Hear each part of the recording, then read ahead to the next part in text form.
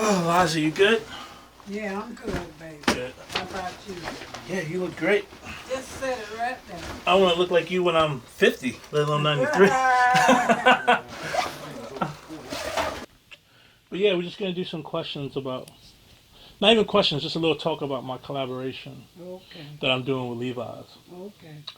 And yeah, I'm happy. You know, Dad's going to shoot it. And it's more about not so much the clothing, but what it represents about being black from the South, African That's all American, we wore. and slavery, Okay. us picking cotton, Yeah. to going from slaves to farmers, brick masons to nurses, TV cameraman to designer, you know, and all the history behind that and how, you know. How we made it through. Yeah. How you like the last place you was at? I was in Rome. I just got Rome. Rome was really nice. It was nice. Far. I went to the Vatican. Where the Pope and nuns stay. I saw a black nun. Huh? I saw a black nun. A black what? A black nun. Oh, a nun. Rome. Okay. Yeah. They let her be over there, huh? Yeah. Oh. I didn't know they had no black nun. Yeah.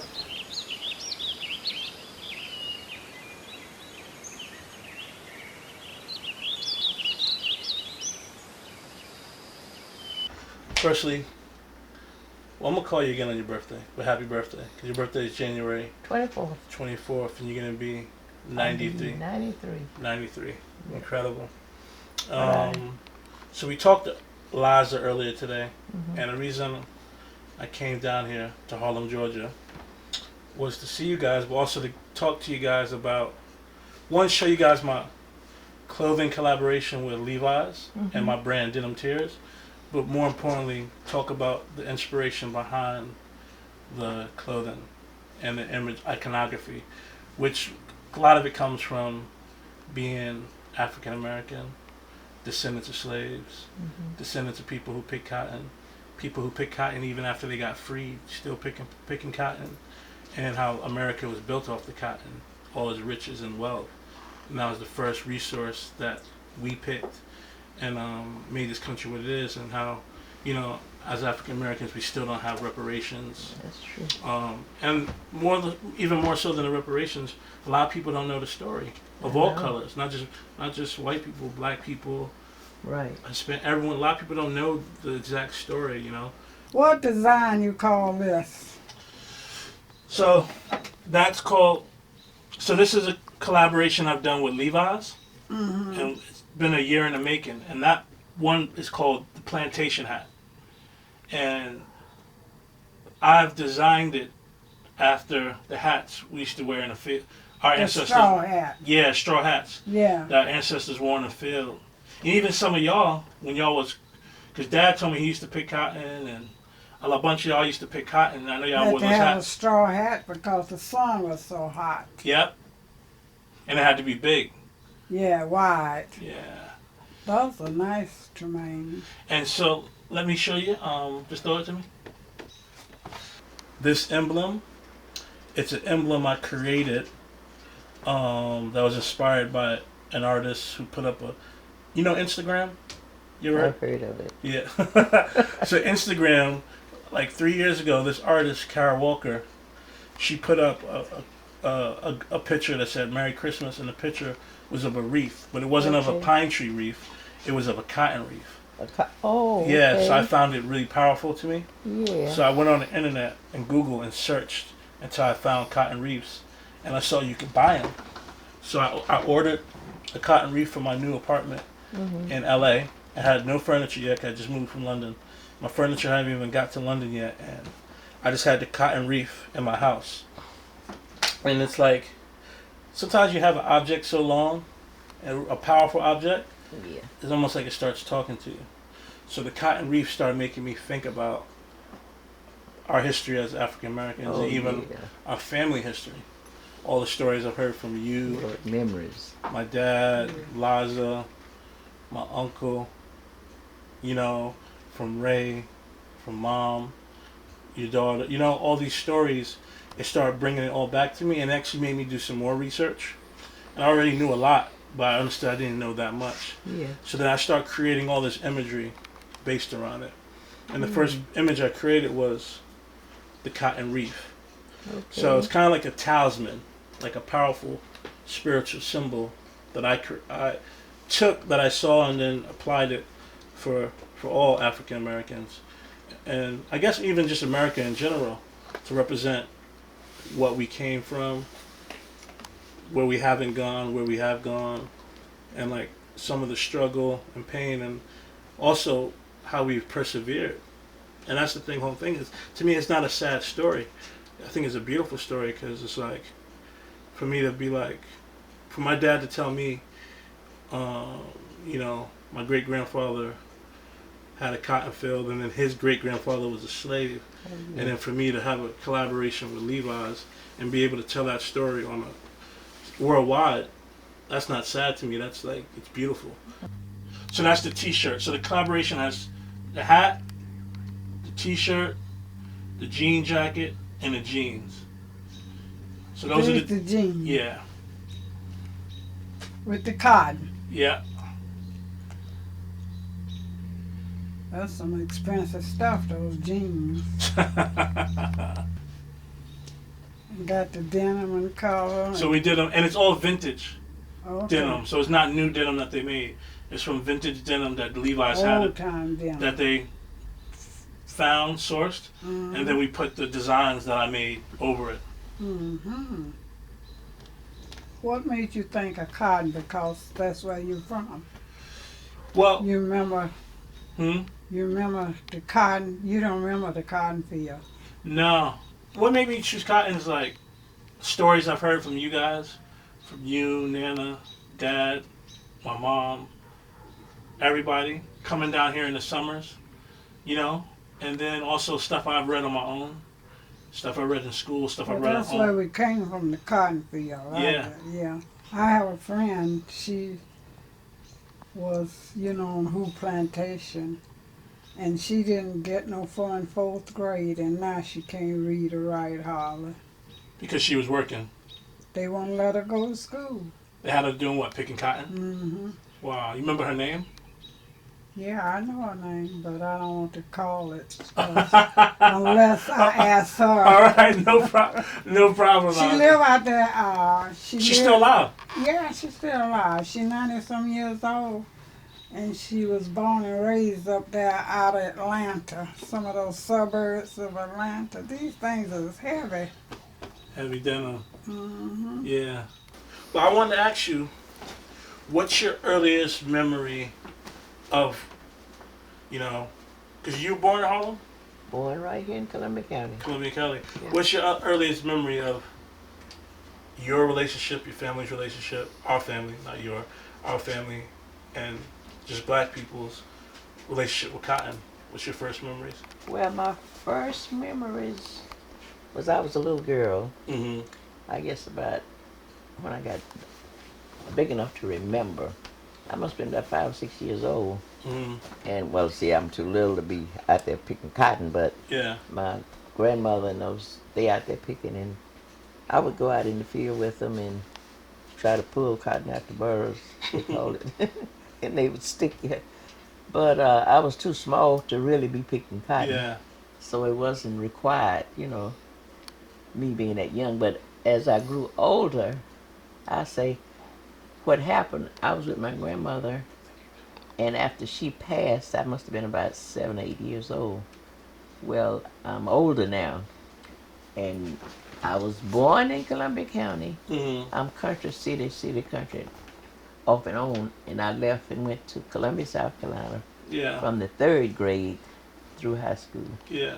and that's where I lived. But I would come back to Georgia during the summer months, and I had a chance to, you know, go in the field and pick cotton. But my parents didn't own a cotton field, but they would pick for other people that had cotton fields. Cotton fields. When I got married, and I had 4 boys, I wanted my boys to know what it was like to pick cotton. Yeah. So I took them myself and went in the field. A neighbor had a cotton field. So I took them and I went to the cotton field with them to show them how to pick it out. And so after they grew older, they was younger then.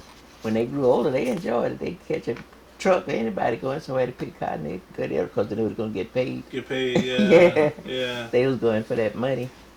And so I didn't really myself have a lot to do with picking cotton, but I knew about picking it. You knew about it. Yeah, and I did pick some as I grew older when I would come from South Carolina during the summer months and with my mother, and they would have friends who had fields of cotton, and we would go and pick.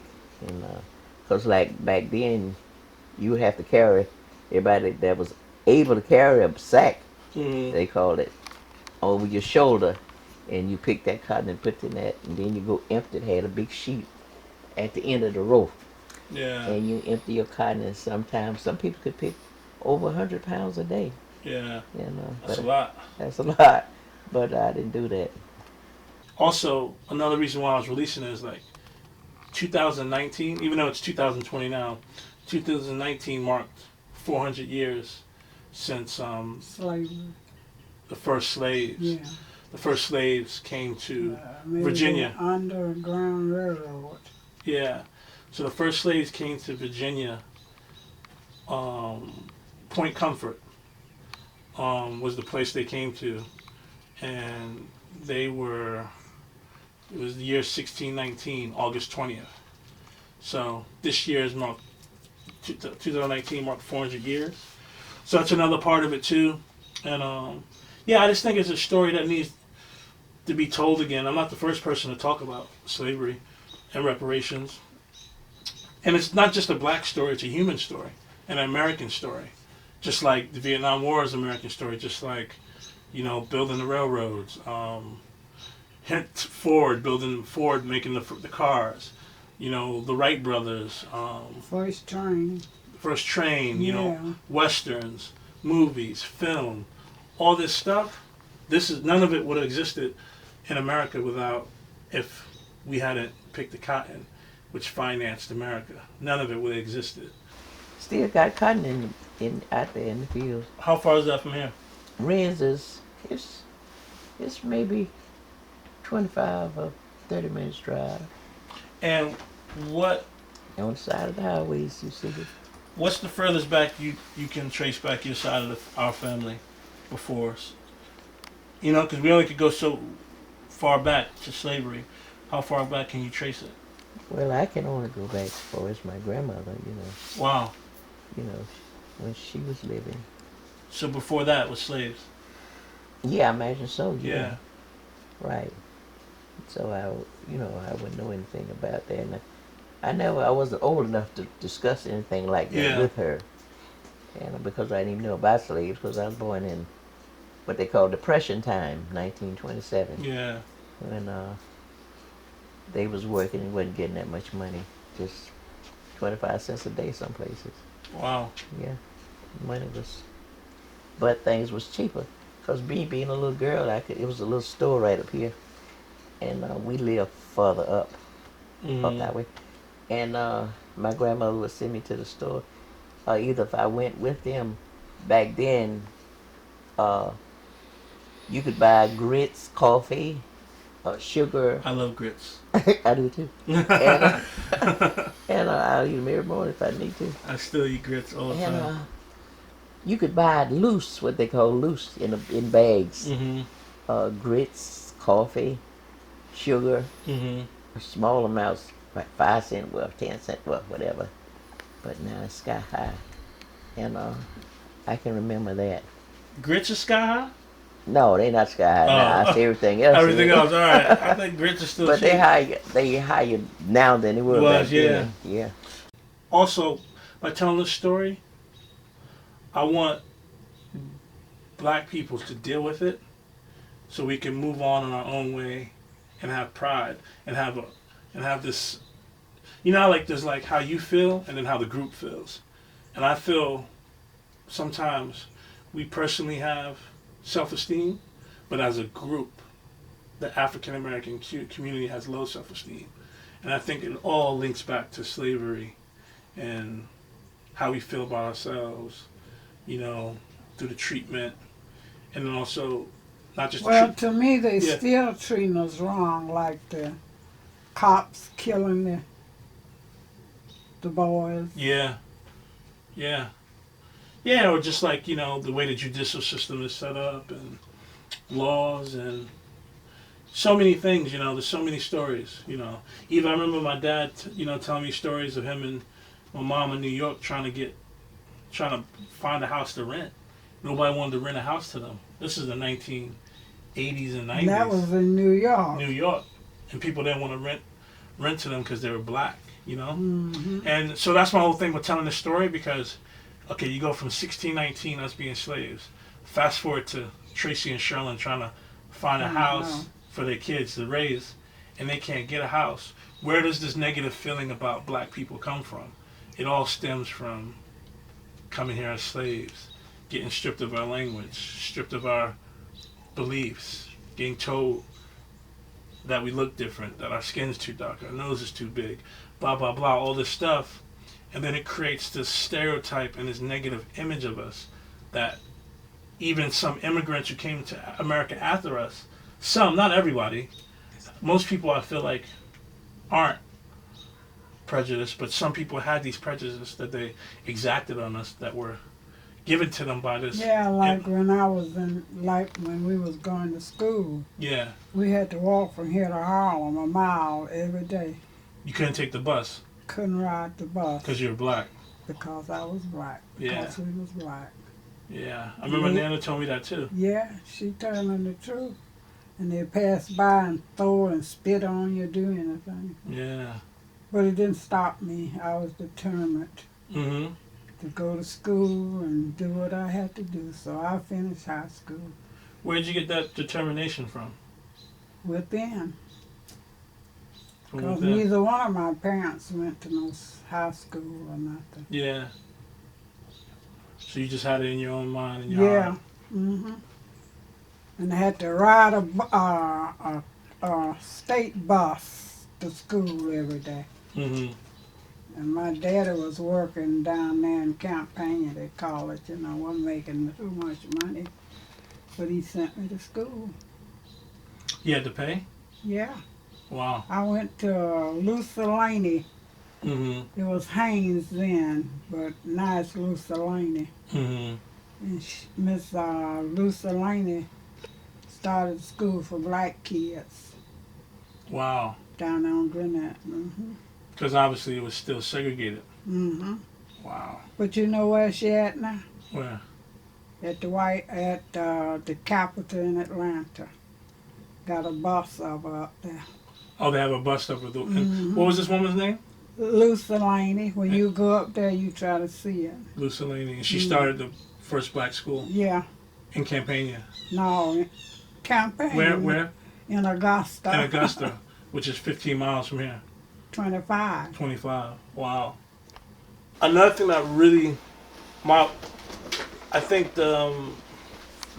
one of the things that gave me the idea to come talk to you and Liza about this clothing and this history, our history, was when you called me in the fall winter of 2019, and you were like, you listened to that interview I did.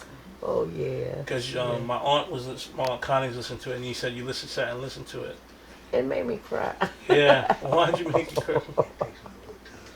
I guess I'm so sensitive at times. I can just see things on TV. They say you crying again. Yeah. Even things that happen to people. I mean, it hurts my heart to hear about it, and my heart goes out to them when I hear sad things. Yeah. But you're a very compassionate person. Yeah. So, but the thing is, you called me about that interview, it inspired me because it was like, you said something very powerful. You're like, the interview made you feel like everything wasn't in vain. What'd you say? I don't even remember something now, like but that. Yeah. Yeah, cause that was the one. Somebody interviewed you. Yeah. Yeah, I heard that. Yeah, it brought tears to my eyes to think about, the struggle that black people have had, And well, you tell you the truth, they still struggling. Yeah. We haven't come to no found nothing. We here trying to make life Yeah. We haven't made it. better. We haven't made the canon yet. Yeah, right. They're still working on it. What? How do you feel to see like? So you said you first want to go to school. Your parents didn't go to school. All the things you've been through. So what does it feel for you to see? Everything your kids have done and your grandkids, and they're able to Just do. as proud as I can be. Yeah. I really am proud and thankful that y'all did so well. Yeah. Because it could have been the opposite way. Opposite. Especially, yeah, when my boys was coming along. Mm-hmm. But y'all made it. Yeah, we did. We done all right. Question: Could you afford Levi's? Are you kidding? No Levi's. Too expensive? Too expensive. So what jeans? Oh man.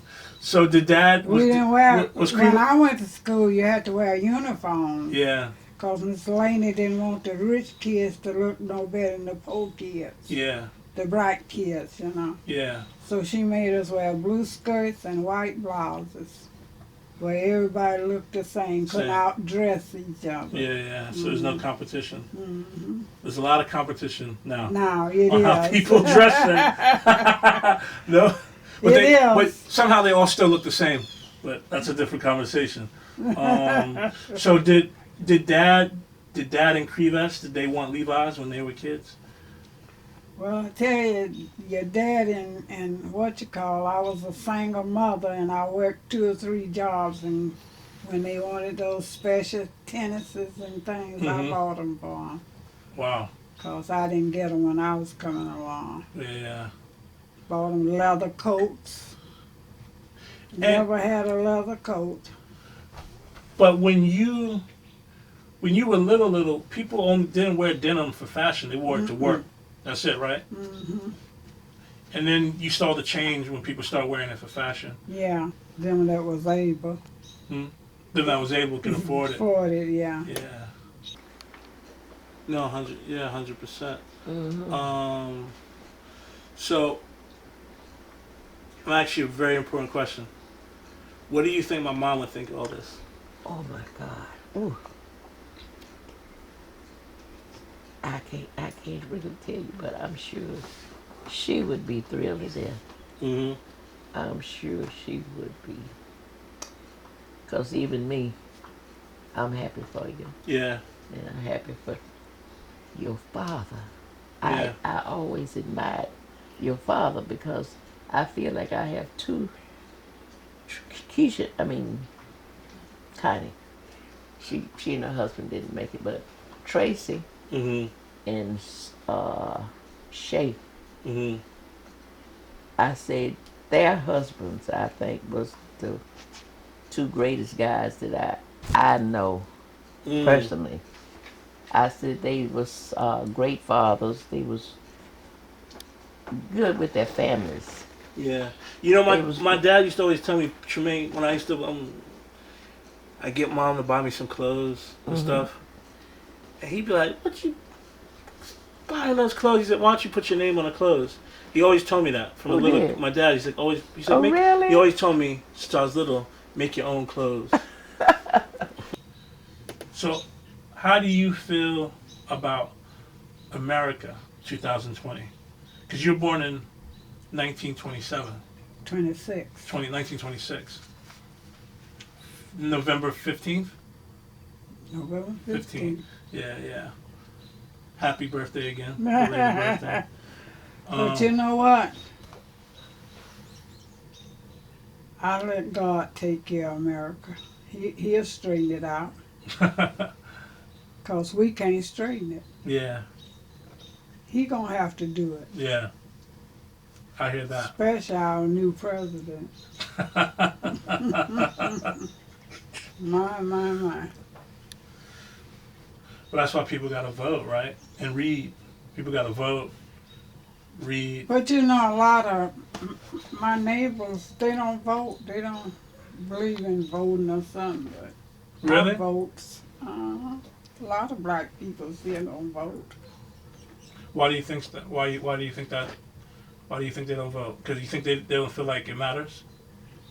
I don't think they think it don't matter. They just don't give a hoot.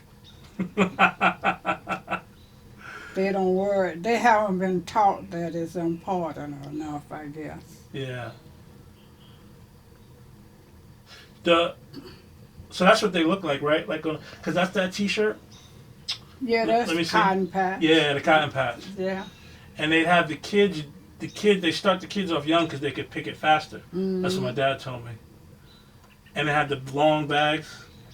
The cotton. Yeah, the sack. Yeah. Yeah. But I never could pick 100 100 what? pounds. You do it by the pounds, Wow. and people would pay you. I guess I was too tall. To get down and get it. Yeah. Because that's what you had to. How much you had to pick to get paid? You had to get, yeah. If you weren't on your father's farm or something. If To you're working make for some someone, money. you had to pick 100 pounds. Well, you didn't have to pick 100. They pay you whatever you pick. Oh, But 100 pounds would be better. 100 pounds would be better. But you always been tall, or did you spurt up? Always been tall. They used to call me olive oil. See, we had bullying when I was in school. Yeah. They called you olive oil? Called me olive oil. Wow. Because you 5'11". Mm-hmm. Wow. I grew up tall. Wow. And this is why you one of my biggest, you probably are my biggest inspiration, because you're the most positive person I know. In my 38 years, I never know anyone more positive than you. Because every time I talk to you, you're happy, and you got a smile on your face. Even when you're sad, it always ends positive.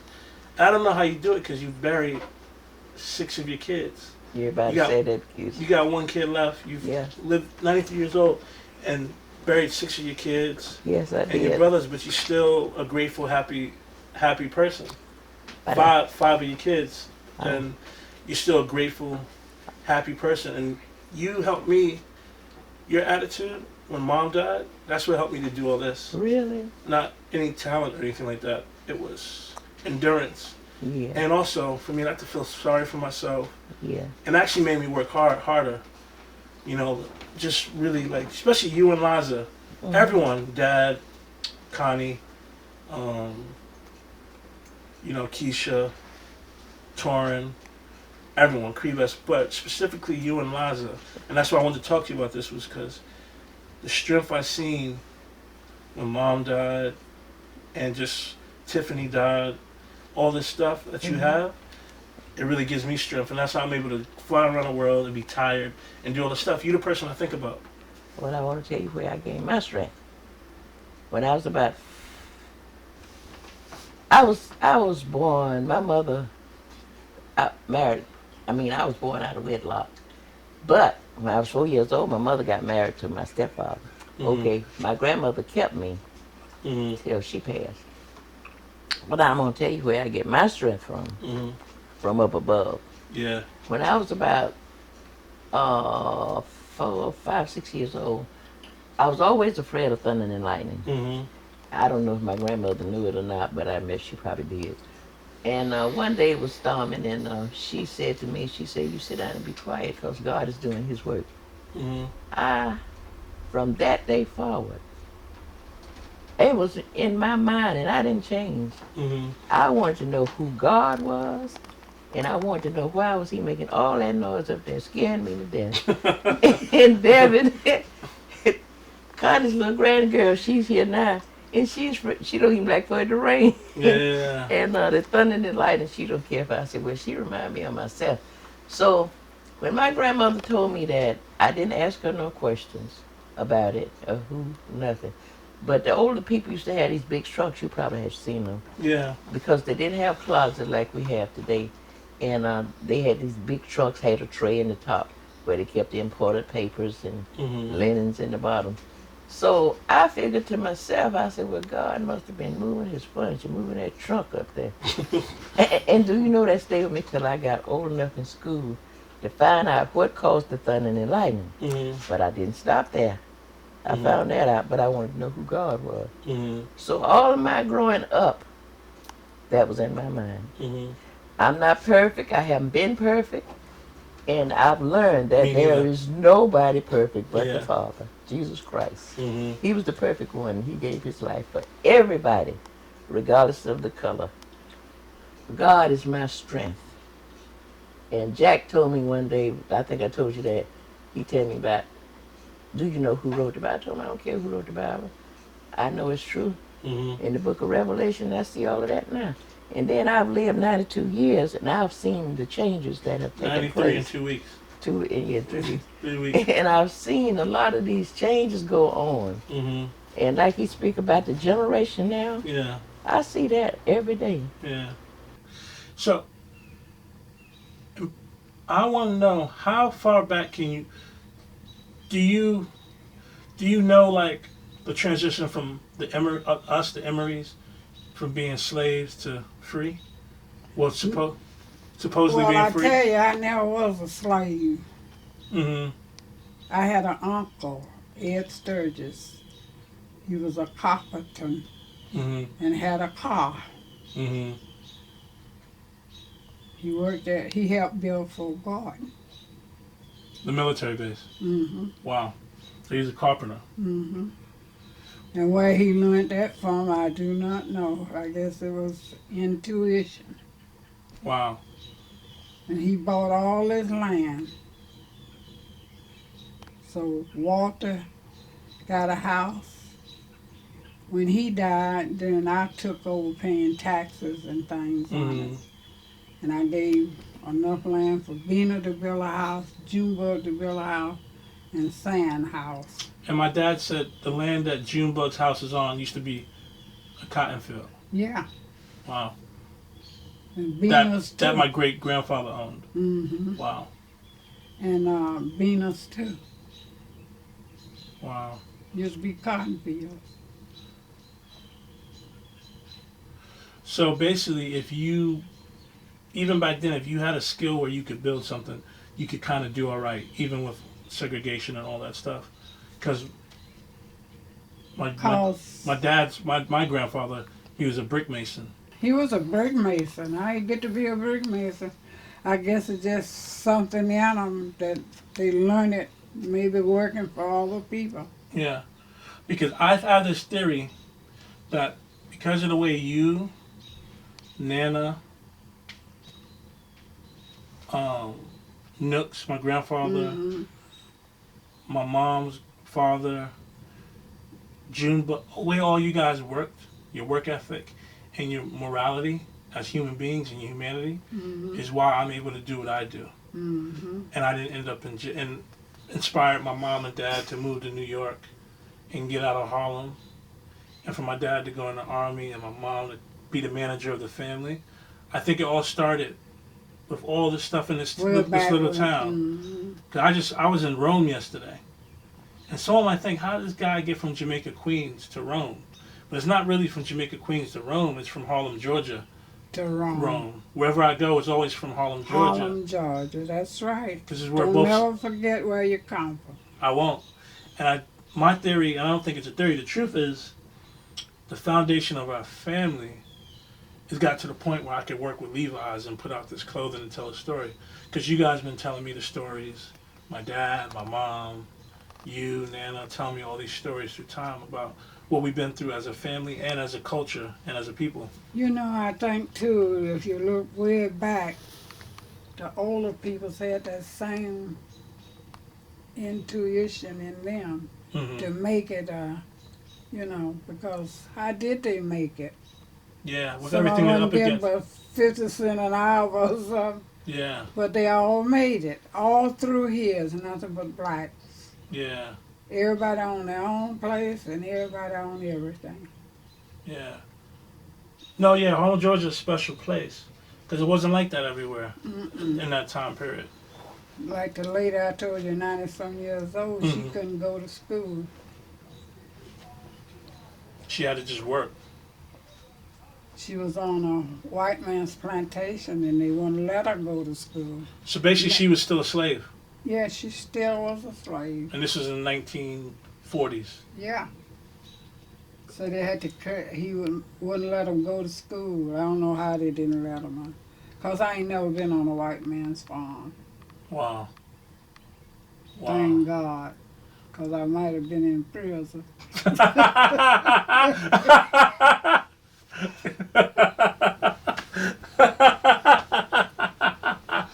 No, Lord. Oh, man, that's amazing. That's funny. But yeah, so I mean, that's the whole thing I'm trying to. This is why I always try to tell the stories about you guys, because people see me and they think I'm great, and they think I'm so special. And while people always like, congratulations on everything. You worked with this artist. You did this. You did that. You traveled here. You did this collaboration. But in the beginning, it was from your parents. Yeah. Yeah. Evelyn and Linda. Yep. Yeah. Evelyn. Yeah. Tracy and them. Yeah. So that's why I'm always trying to tell the story of you guys, because I couldn't do any of the things I've done without this foundation. And then it keeps going and going. And one day when I have kids, you know, they're going to hear my story, my dad and mom's story, my grandfather's story, my grandma's story, and it keeps going, you know. And I think people, and I think the main thing is, I think what happens with a lot of young minority kids, they don't have or don't notice or have the heroes in their own community. And they just have the heroes on TV, in sports and stuff, which is great too. But I always kind of looked up to you guys more than an athlete. I like musicians. But the stories what you guys have been through, you know, like my dad told me, you would, to become a nurse, you was in school, and you was a Minute Maid, and you was raising them, doing a couple jobs, all that, so you could get your degree. 2 or 3 jobs. But I'm still here. Yeah, yeah. It's amazing. It's a beautiful story. It's just amazing what God can do. Yeah. What He's done for one, He'll do for others. What He's done for you. Yeah. So I appreciate you doing the interview, and I just want to say thank you for Yes, everything. and I just want to say thank you, And and I love you too. I love you. I'm so proud of you, and I know your father is, and if your mother was living, oh boy, she would be overjoyed. I said what they thinking. I said, Lord, if Shirley was living there, I said she'd be going overseas and everywhere else. She go everywhere with me. I know. Trust me. I know. Trust me. Yes. And the last thing I say is, Nana called me. She listened to this this interview I did, a radio interview. And it was the funniest thing, because Nana's, you know, same age as you. You guys are in the same high school. She calls me and she goes, Tremaine, I listened to this interview and it just made me so happy, because it made me feel like all the stuff I've been through wasn't in vain. And that's another reason why I'm talking to you guys. To show also black women, and women in general, how important and, you know, how powerful it is, you know. And like, you know, you raising Dad in Crevas, Nana raising all her kids, losing kids, keep going, all that stuff, you know. You have to. And then on top of that, dealing with all the stuff from society. Yeah. So you're dealing with the family struggle just to feed the kids, and then segregation, Ku Klux Klan down here. Oh yeah. You They know. used to walk. Huh? I remember my dad and them said they used to walk. They was coming through Harlem. Who, the Ku Klux Klan? Oh yes. Wow. When I was a child, Wow. I was a big girl. Teenager? But I wasn't afraid. You weren't afraid? Mm-mm. Why not? 'Cause I knew God was on my side. He takes care of you, believe it or not. If you tell me, I believe it. Huh? If you telling me, I believe it. You believe it. Thank you, Liza. I love you. Love you too, Tremaine. Cool. Thank you. Mm-hmm.